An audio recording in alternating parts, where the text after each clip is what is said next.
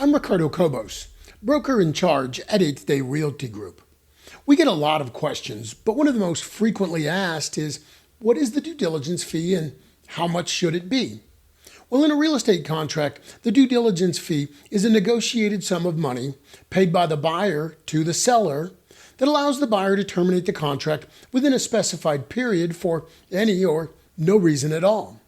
The fee gives the buyer the opportunity to thoroughly investigate the property before completing the purchase. So if you're using the standard North Carolina offer to purchase and contract, that fee is due with the accepted offer. Now, it's important to note that during the period of due diligence, the seller is unable to sell the house to another party because an offer has already been accepted. However, the seller is able to continue to show the house to prospective buyers and may even solicit backup offers. A question that nearly every buyer asks: what is a reasonable amount of due diligence fee? And the answer is it depends. But let's start with what it shouldn't be. It shouldn't be so large that the fee alone is the reason that the seller accepts the offer.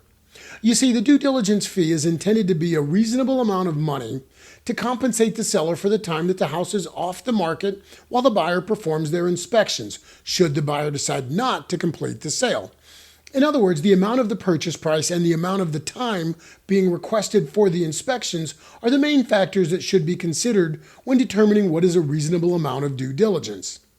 The larger the sale price and the longer period of due diligence would suggest a larger due diligence fee. So is it refundable?